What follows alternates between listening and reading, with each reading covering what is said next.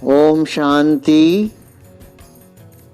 साकार ब्रह्मा बाबा के जीवन पर जब नज़र डालते हैं तो पाते हैं कि उन्होंने हर पल हर श्वास दूसरों को दिया ही दिया।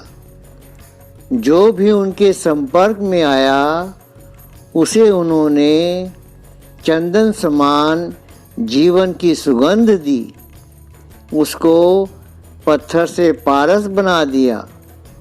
वह स्वयं तो महान और महामना थे ही, परंतु जो भी उनके संपर्क में आया वह भी कुछ न कुछ महानता लिए बिना ही खाली हाथ वहाँ से नहीं चला गया। मौका चाहे जो भी हो, बाबा उसका फ़ायदा उठाकर दूसरों को फ़ायदा अवश्य पहुंचा देते थे। जैसे केले के पात पात में पात छिपा रहता है, वैसे ही उनकी बात बात में महान बात छिपी रहती थी। बाबा के व्यक्तित्व की इस दिव्यता, महानता, पवित्रता और श्रेष्ठता ने ही हमें भी चुंबक समान आकर्षित किया। भक्ति मार्ग की अंधश्रद्धा, मूर्ति पूजा, गुरु पूजा, स्वार्थ वृत्ति से थकी हुई आत्मा को जब बाबा के माध्यम से आत्मा परमात्मा तीनों कालों, तीनों लोकों और उच्च धारणाओं का तार्किक ज्ञान मिला तो एकदम इस तरफ आकर्षित हो गए। यह बाबा की अद्भुत शिक्षा का कमाल था कि बाबा ने अपनी ओर आकर्षित आत्मा को कभी अपने से नहीं जोड़ा, बल्कि उन्हें शिव बाबा से बुद्धि योग जोड़कर गति सद्गति प्राप्त करने का मार्ग दिखाया। जैसे कोई पतिव्रता सजनी सदा एक के ध्यान में खोई रहती है, इस लगन में अपनी सुध बुध भूली रहती है, इसी प्रकार बाबा भी हर कर्म करते, हर कर्तव्य का निर्वाह करते उस एक की याद प्यार में डूबे रहते और बच्चों को भी इस अव्यभिचारी याद की प्रेरणा देते रहते थे। 80 वर्ष की उम्र में बाबा दादा विश्वरतन के साथ क्रिकेट खेलते थे।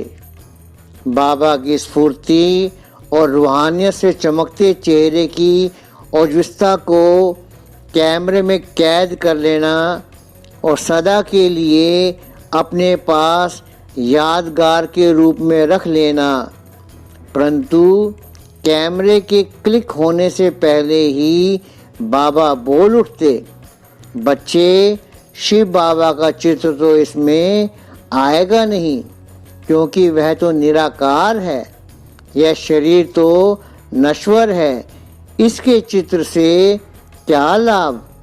कहने का भाव यह है कि प्यारे बाबा ने देह का चित्र खींचने या खिंचवाने में कभी रुचि नहीं ली।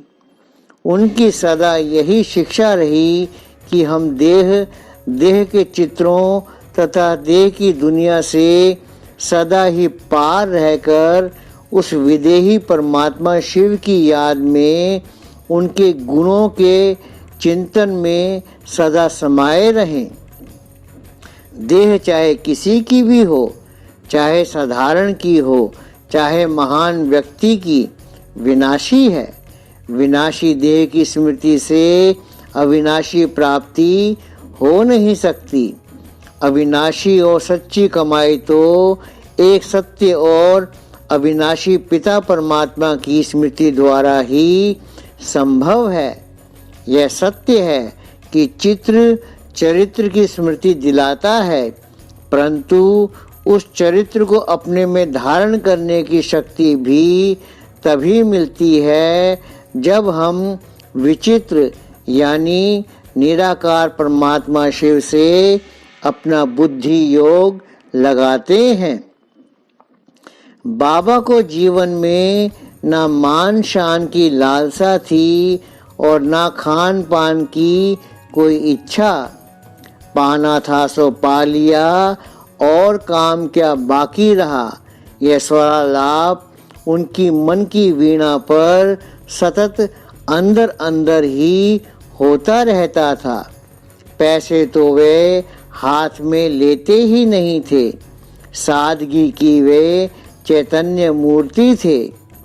एक बार जब वे पटियाला में आए तो उनको फूलों के हार स्वागत में देने चाहे, परंतु उन्होंने यह कहकर लेने से मना कर दिया कि यह तो पतित तन है, यह फूल हार तो मम्मा को दो, वह फिर भी कन्या है।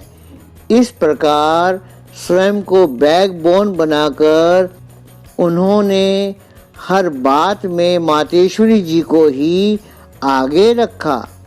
देने में पहले मैं और लेने में पहले आप, यह उनके जीवन का मूल मंत्र था।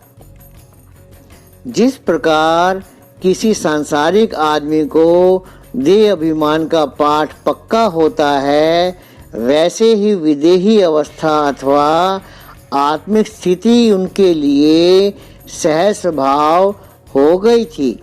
वे कहा करते थे, बच्चे एक दूसरे के प्रति मित्रता निभाने की यही सच्ची रीति है कि एक दूसरे को आत्मा और परमात्मा की याद दिलाओ।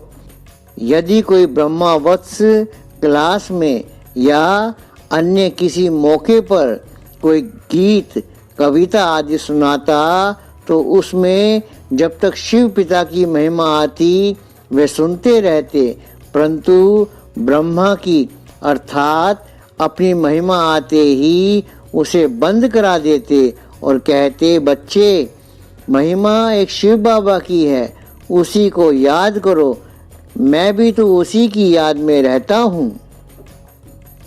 जब कोई उनसे मिलने आता तो उसे आत्मिक दृष्टि से देखते हुए उसे पूछते, बच्चे किससे मिल रहे हो, यह कौन है, क्या इसे पहचानते हो, क्या आपको यह याद है कि मैं आत्मा हूँ। बच्चे इस शरीर में आए हुए शिव बाबा से मिलो। यदि शिव बाबा को याद किए बिना ब्रह्मा की गोद ली तो पाप लगेगा। इस प्रकार वह निशी दिन शिव बाबा की प्रत्यक्षता और उनका ही परिचय देने में लगनशील रहते थे।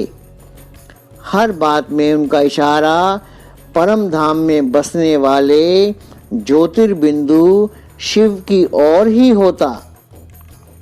जैसे किसी सच्चे आशिक का मन और आंखें अपने माशूक में ही समाये रहते हैं, वैसे वे शिव बाबा की स्मृति से एक पल भी जुदा ना होते।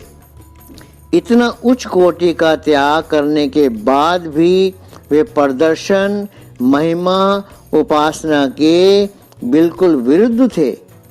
एक बार बाबा के निर्देश प्रमाण त्रिमूर्ति का फुल साइज का चित्र बनाया। उसमें ब्रह्मा, विष्णु, शंकर तीनों ही बड़े बड़े आकार के बनाए गए थे।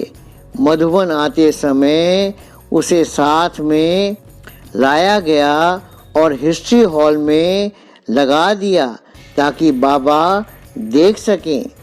बाबा आए, पर ज्यों ही उनकी नजर ब्रह्मा के चित्र पर पड़ी, झट बोले, बच्चे ये इतना बड़ा क्यों बनाया है।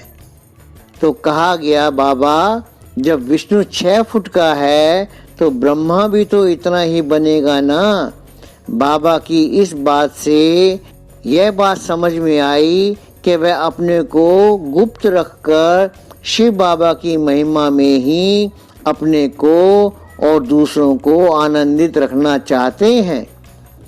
उनके अव्यक्त होने के बाद सेवा केंद्रों पर ब्रह्मा बाबा के चित्र लगाने की प्रथा चालू हुई, जिसमें ऊपर में ज्योतिर्बिंदु शिव तथा नीचे ब्रह्मा बाबा का चित्र लगाया जाने लगा। ब्रह्मा बाबा का कोई बढ़िया चित्र नहीं था। एक कलाकार से उनके चेहरे का रंगीन फोटो तैयार करवाया गया और शिव काशी से भिन्न भिन्न आकार में छपवाया गया। चित्र इतने सुंदर बने कि देखकर मन गदगद हो उठा, परंतु मधुबन में जब दीदी दादी को चित्र दिखाए तो उन्होंने भी यही पूछा कि इनको क्यों छपवाया है। जब उनको कहा गया कि चित्र प्रदर्शनी लगाते समय इन चित्रों की जरूरत पड़ती है तो उन्होंने ऐतराज नहीं किया। कहने का भाव है कि आरंभ में दादियाँ भी साकार चित्रों को इतना महत्व नहीं देती थी, उनके प्रचार प्रसार के पक्ष में नहीं थी। ब्रह्मा बाबा तो कहते ही थे, बच्चे एक आंख में मुक्ति और दूसरे आंख में जीवन मुक्ति रखो। देह तो कब्र दाखिल होने वाली है। क्षण भंगुर और नाशवान देह को देखते हुए भी इसके भान में ना आओ। यह शरीर काम विकार से पैदा हुआ है, पुरानी जूती की तरह है, इससे क्या दिल लगाना। बच्चे, यदि देह से दिल लगाओगे तो अपना स्वर्गिक राज्य भाग्य गंवा बैठोगे। बाबा की शिक्षा को ध्यान में रखते हुए हमें भी देह के संबंधों और देह के पदार्थों से उपराम रहते हुए अब निर्वाण धाम लौटने की तैयारी करनी है। अतः ज़्यादा से ज़्यादा उन्हीं चित्रों का प्रयोग करें जिनमें सेवा समाई हो। देहभान और लगाव को उत्पन्न करने वाले चित्र से दूर रहकर अपने भविष्य चित्र को संवारने में समय लगाएंगे तो ही विकर्म विनाश होंगे, शिव बाबा के दिल पर चढ़ सकेंगे और प्रभु स्मृति से श्रेष्ठ गति को प्राप्त करते हुए सच्चे अर्थों में प्रभु प्यारे हो जाएंगे। तो इस प्रकार हमने जाना कि ब्रह्मा बाबा कैसे शिव बाबा की लगन में मगन रहते थे। अगर आपको यह वीडियो पसंद आया तो कृपया इसे लाइक, शेयर और सब्सक्राइब ज़रूर करें। ओम शांति।